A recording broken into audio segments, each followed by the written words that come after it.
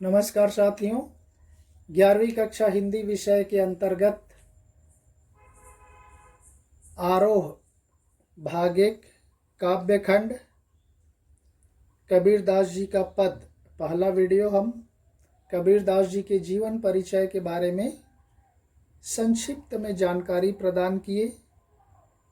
अब यहाँ पर उसके पहले पद पर सीधे पहुँच जाते हैं, इधर उधर की बातें नहीं करते। पद नंबर 1। हम तो एक एक करी जाना, दोई कहे तिन्हहि कौ, दो जग जिन नाहिन पहचाना। एकै पवन एक ही पानी, एकै ज्योति समाना। एकै खाक गढ़े सब भाड़ै, एकै कोहरा साना। जैसे बाढ़ी काष्ठ ही काटै, अग्नि न काटै कोई। सब घटी अंदर अंतरी, तू ही व्यापक धरै स्वरूपै सोई। माया देखी के जगत लुभाना, काहे रे नर गरबाना। निर्भय भया कछु नहीं व्यापै, कहे कबीर दीवाना। तो साथियों देखिए, कबीरदास जी बता रहे हैं। कबीरदास जी कहते हैं हम तो एक एक करी जाना। मैंने शब्दार्थ के तौर पर वहाँ पर लिख दिया है। देखिए, एक का मतलब होता है परमात्मा को भी एक कहते हैं और एक सिंगल नंबर एक को भी एक कहते। तो कबीरदास जी कहते हैं हम तो उस परमात्मा को, उस ईश्वर को एक ही मानते हैं, वह कोई दूसरा नहीं है। जो लोग दो ही कहे तिन्हों को, दो जग जिन नाहिन पहचाना। और वे कहते हैं कि जो लोग उस ईश्वर को अलग मानते हैं, आत्मा और परमात्मा को अलग मानते हैं, जीव और ब्रह्म को अलग मानते हैं, वे वास्तव में उस ईश्वर को पहचानते नहीं। और नाहिन पहचाना, और नहीं पहचानते, इसीलिए तिन्हों को दोजख, ऐसे लोगों को यह संसार नरक के जैसा दिखाई देने लगता है। जो इस संसार को एक मानता है, उसके लिए यह सारा संसार परमात्मामय है, ईश्वरमय है।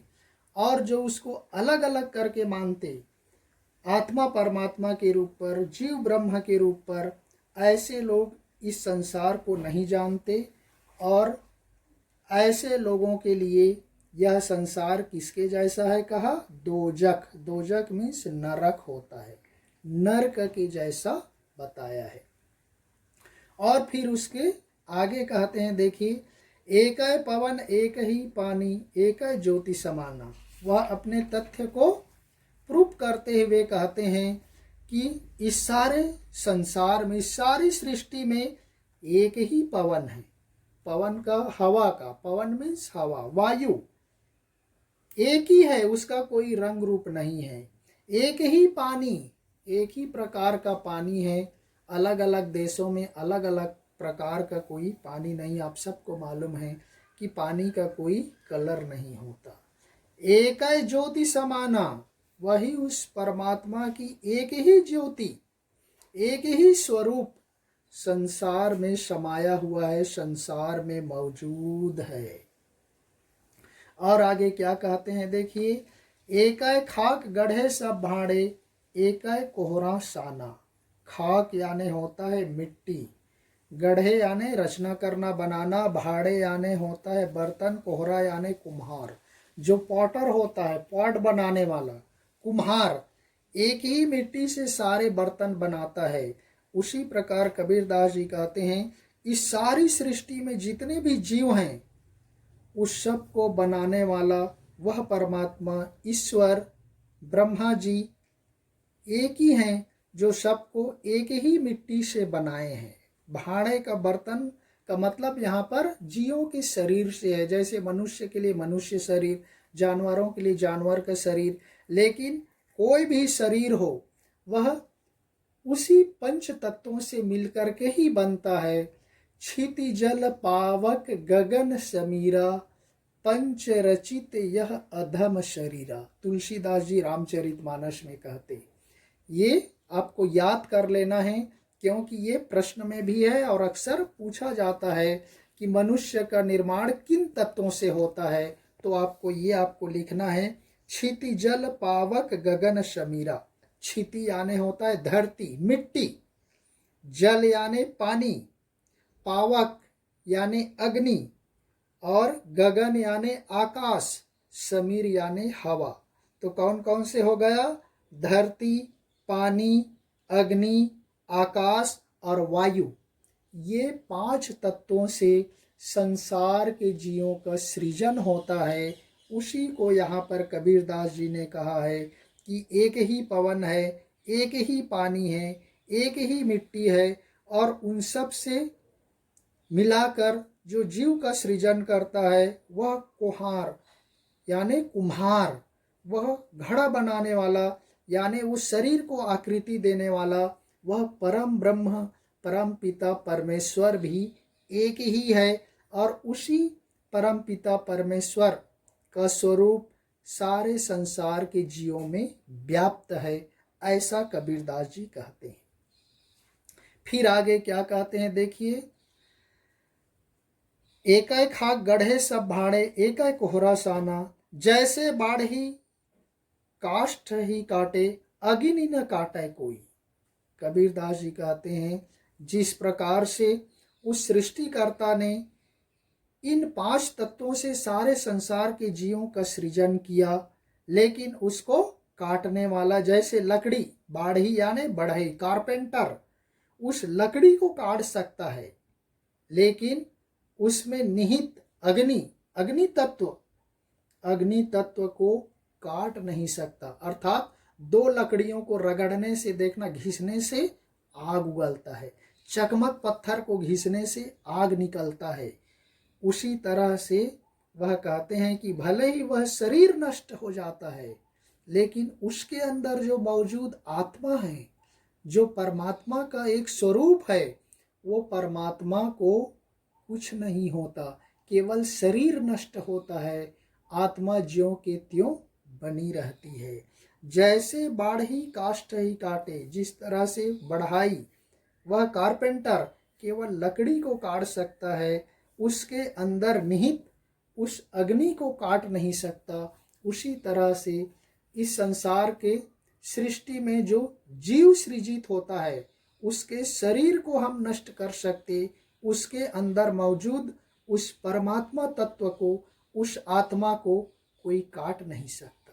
इसीलिए हिंदू धर्मों में गीता में कहा गया है, नैनम छिंदम शस्त्राणि नैनम दहति पावकः, न चैनम क्लेदयंतापो न शोष्यति मारुतः। अर्थात आत्मा अजर अमर है, न उसको अग्नि जला सकती है, शस्त्र काट नहीं सकता, हवा उड़ा नहीं सकता, और वर्षा भिगा नहीं सकती। तो इसलिए वह परमात्मा का स्वरूप आत्मा, वह बिना प्रभाव का है, उस पर कोई प्रभाव नहीं पड़ता, उस पर किसी चीज का कोई प्रभाव नहीं पड़ता। केवल पड़ता है तो उस जीव के शरीर पर पड़ता है, उसके बॉडी पर पड़ता है। तो इस तरह से कबीरदास जी कहते हैं, सब घटी अंतरी तू ही व्यापक। देखिए आगे कहते हैं, सब घटी अंदर, सब घट यानी होता है घड़ा, शरीर को भी घट कहा जाता है। सभी शरीरों में के अंदर आप ही व्याप्त है। आपका स्वरूप, आपका ज्योति स्वरूप, वह आत्मा रूपी परमात्मा हर जीव में व्याप्त है। सब घटी अंतरित तू ही व्यापक धरय स्वरूप सोई। सारे संसार में व्यापक रूप से आपका स्वरूप ही समाया हुआ है, वही स्वरूप सारे संसार में मौजूद है, व्याप्त है, ऐसा कबीरदास जी कहते हैं। फिर कबीरदास जी लोगों को संबोधित करते हुए कहते हैं, देखिए, माया देखी के जगत लुभाना, काहे रे नर गरबाना।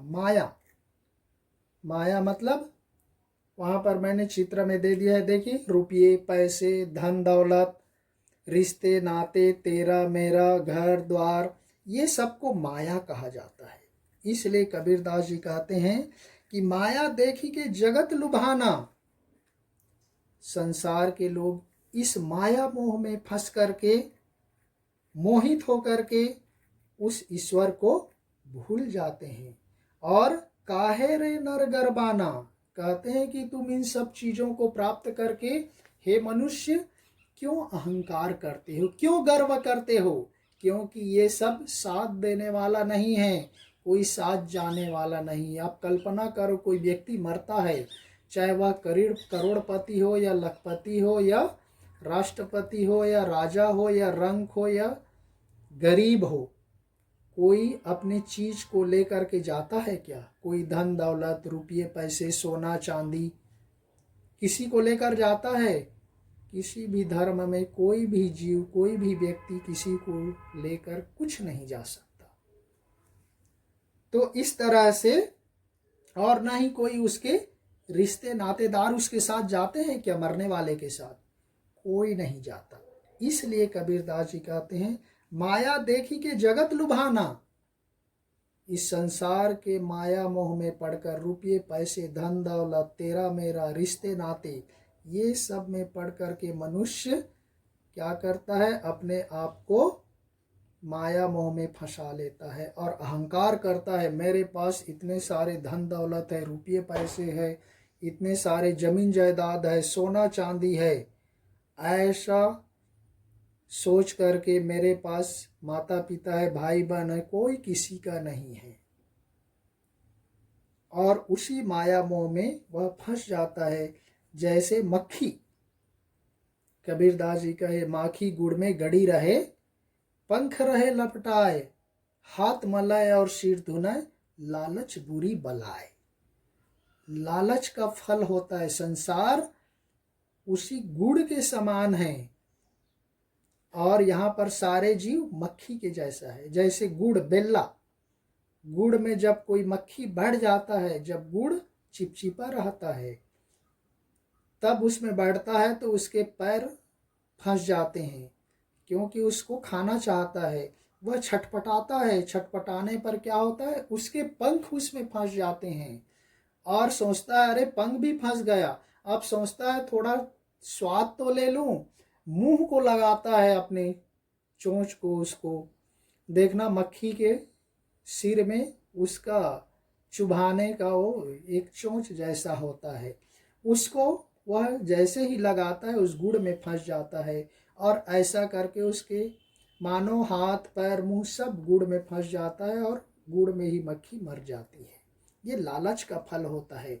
उसी तरह से विशेष रूप से मनुष्य इस संसार के माया मोह में फंस करके मर जाता है। वह ईश्वर को समझ नहीं पाता और जब अंतिम समय आता है तब वह पछताने लगता है। निर्भय भया कछु नहीं व्यापय, कबीरदास जी कहते हैं जो इस माया मोह से मुक्त होकर रहता है वह निर्भय रहता है, उसको किसी प्रकार का भय नहीं होता। कहे कबीर दीवाना। इस तरह से कबीरदास दीवाना व्यक्ति, संत व्यक्ति, फक्कड़ व्यक्ति, ऐसे लोगों को संबोधित करते हुए कहते हैं कि हे मनुष्य, इस संसार के माया मोह में मत फंसना, उस ईश्वर परमात्मा को जानने का प्रयास करना, उसी से ही आपका कल्याण है, उसी से आपका भलाई है।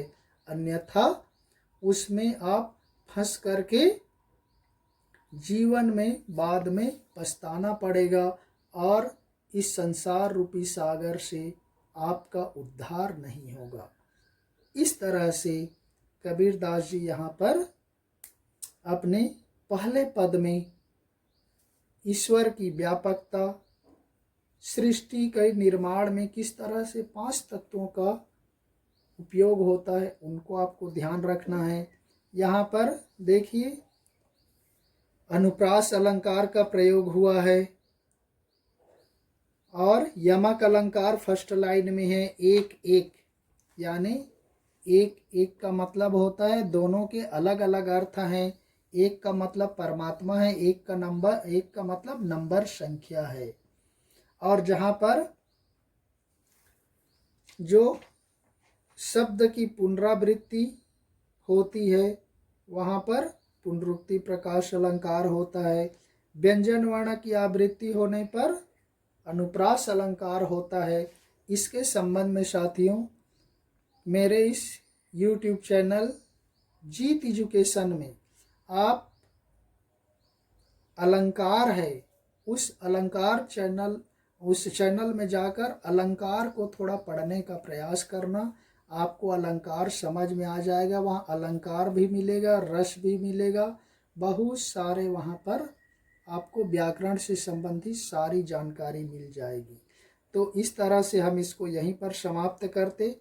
नेक्स्ट दूसरे पद में दूसरे वीडियो के साथ प्रस्तुत होते हैं। तब तक के लिए धन्यवाद।